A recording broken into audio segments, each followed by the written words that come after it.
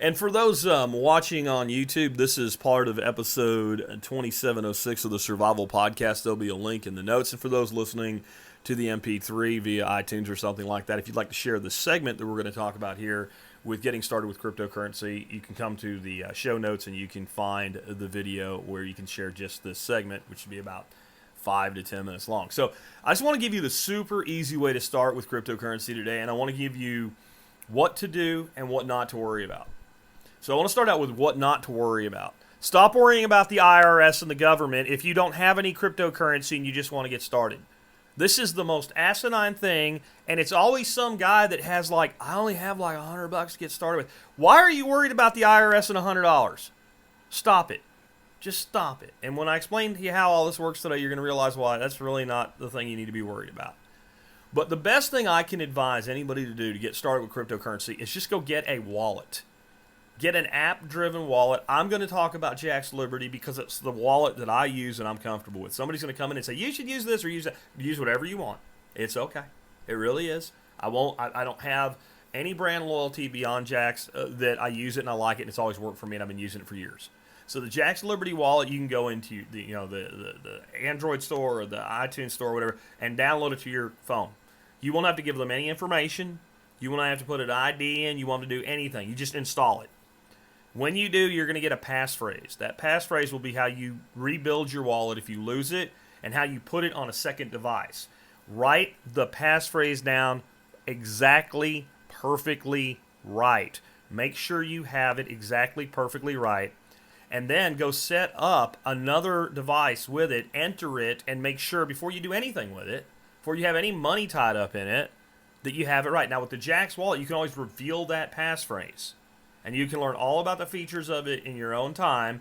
And you're not going to worry about somebody stealing your crypto because when we start using it, we're going to have like 50, 100, 150 bucks in it. And we're just going to stop worrying about that. We're not going to go out and buy a hardware wallet to play around with $100 worth of crypto because you wouldn't give me $85 to insure $120 in your jar in your house. So we're just going to let that go and we're going to relax. Now we have a wallet installed. We can now receive cryptocurrency. Eventually, when we have it, we can send cryptocurrency. The easiest thing to do now is to tie into your network of people that you do business with. You might think, I don't have a business. Okay, do you sell anything to anybody at any time? So talk to anybody that you're going to do business with who's going to be giving you money and ask them if they'll pay you in crypto. And if they say yes, then accept crypto. You are now accepting crypto. How do you do that? Let's say you want Bitcoin. You go in your Jack's wallet, you click on Bitcoin. It says 0. You have no Bitcoin yet. You go into your Bitcoin component of the wallet and you hit receive. It will give you an address. You give that address to the other person and they send Bitcoin to it. That is all. You have now received Bitcoin. You now have Bitcoin in your wallet. That is it. You don't need a payment gateway. If you sell something online, this is the thing about people that use cryptocurrency. They know how it works and they want to use it. Before you get all sophisticated with payment gateways and all, you can just say, I take crypto, contact me for individual payment instructions. And then you send that person an address, and then you fill their order however you normally fill it. You've now accepted crypto. You've now done business in crypto. Congratulations. You are now more experienced and better using crypto than 90% of Americans. Now, talk to all the people that you buy shit from and find out if any of them already accept cryptocurrency. If they do, take some of your cryptocurrency and pay for something or one of your bills in crypto. You now are at 99.9% better than most people when it comes to crypto. You've now received and spent crypto, and it's cost you no money. You've received money because you did something for money that you would get anyway, and you bought something you would have bought with money anyway. If you can't do that, if you don't have anybody to start out with that will buy from you and you need crypto, you're going to have to buy it. I suggest you go to Coinbase and you buy some crypto. They'll talk to the IRS. On the shelf, please, with the IRS bullshit. Okay? This is the problem here. You've been convinced the word cryptocurrency is a bad word, that you're somehow doing something you're not supposed to just because you've touched cryptocurrency, that somehow you will be marked forever and they will come chase you down, hunt you down, beat your face, and take all your money out of your ass and leave you there bleeding because you touched cryptocurrency. This must stop. You must stop thinking this way. You know who thinks this way? People that don't even make 50 grand a year are the ones that think this way. People with $100 to buy cryptocurrency with think this way. That is too small to register on the radar. If you go to Coinbase and buy $100 worth of Bitcoin, no one is going to tell the IRS, you are small potatoes, you are not worth worrying about. If you make 50, 75 grand a year and you do your taxes with a straight 1040 or a 1040 EZ, you are not going to get audited by the IRS. You are not worth auditing. If you're a business person like me, they'll come after you and audit you. Trust me. I understand this. I know this. But most of the people that worry the most about the IRS have the least to worry about, especially when it comes to $100 worth of crypto. So yes, you go to Coinbase, you fill out the form, you have to give them your ID, you have to link to a bank account, you have to do all the shit you would do to set up a PayPal account today. Nobody freaks out about that, but also we're going to freak out because it involves Bitcoin.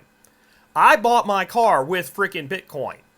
The government's not taking me away, and the stuff that the Bitcoin I bought my car with, I had to convert to cash. The dealership wouldn't take me. I'll pay taxes on the gains on that Bitcoin. Because that I chose to bring into the ecosystem that is theirs. Right? So you figure out how to do it. To get started, stop worrying about something that doesn't matter. Go to Coinbase. Use my link if you would please do so. If not, it's okay. I mean, I'm going to get $10 out of it. You get an extra $10 by doing it. Go to Coinbase, set up an account. You'll get your $10 in Bitcoin when you fund your account with at least $100 in Bitcoin. That's when I'll get my $10 too. I'm just disclosing that. I'm not doing this only so you will, so I can make some Bitcoin from Coinbase, right? I've been working with Bitcoin since 2014. First segment I've ever done like this, first video I've ever done like this. So I'm not doing it for personal gain. It's been 6 years. All right, so now you have Bitcoin in Coinbase. I want you to treat a Coinbase account the way that I treat my PayPal account. My PayPal account does pay a few bills, okay? But mainly it receives money from my business operations. I go into my PayPal account every couple days and I take all the money that's in my PayPal account and I send it to my bank account. It's much more secure and safe in there. So that's where I want it. I want it in my bank account. And then from there, some of it goes into an account that's put aside to pay my taxes. Some of it goes into a checking. Some of it goes into savings. Some of it goes into investment. But I get it the hell out of PayPal. Good practice. PayPal could lock your account up because they're upset with you over something, etc. Get the money out frequently. When you buy Bitcoin or receive Bitcoin into a Coinbase account, as soon as you get it, as soon as there's enough in there that you don't get ate up with transaction fees or whatever, as soon as it's worth doing, if it's $5, it's probably not, send it to your wallet. So go to Coinbase, buy $100, $200 worth of Bitcoin, send it to your Jack's wallet.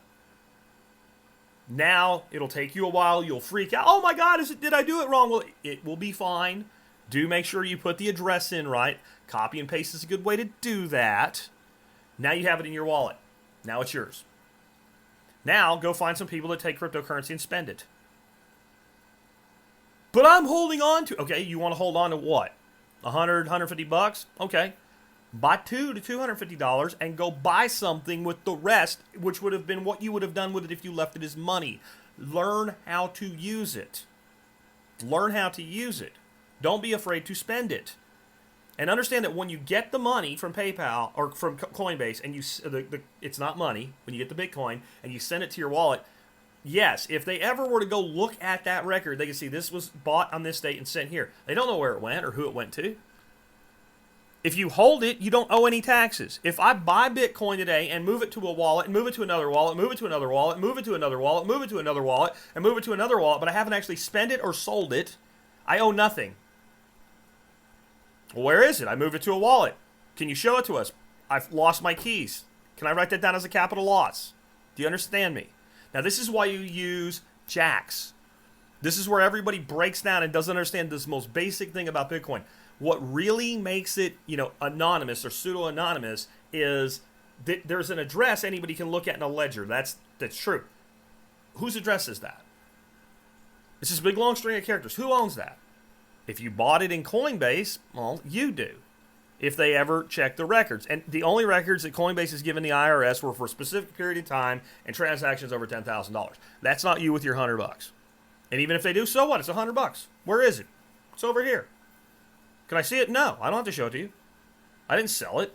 Do you have a transaction record saying I sold? Yeah, or I spent it. The day I bought it, I spent it. There's no gain, there's no loss, there's nothing to report. I just was doing business with somebody who wanted Bitcoin, so I bought some Bitcoin to pay for it. Why? None of your business. Who are they? None of your business. Don't have to tell you that. Bye. Don't be afraid of the IRS. You have to be respectful of the IRS. Do not be afraid of the IRS in an irrational way. So that's how we take care of that. But every time we receive money with Bitcoin into a Jack's Liberty wallet and we hit receive, we get a brand new address that nobody has ever had used before. Even though it's all in one wallet, it's all the receipts are to different addresses. And that's true of most of the currencies in there. Then there's a thing called Shapeshift. So let's say, well, I need to be able to pay this person in Bitcoin Cash, or I actually want some Bitcoin Cash or whatever. You go into Jax, you'll figure it out. You say, change this much Bitcoin into this much Bitcoin Cash, and you hit a button, and it all happens. And that is all done with no customer record at all. You don't have to set up an account, put in a driver's license, any of that stuff.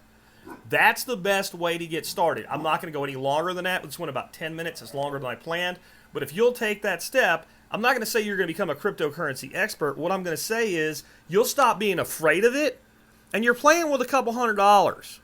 And until you do that, you're going to be afraid of it, and you're not going to understand it. You're not going to get how it works. So get a little bit, spend it, trade with it, and start taking it from other people, and be willing to take any currency that's in that wallet, that Jack's wallet. There's a lot of different options that anybody wants to spend with you.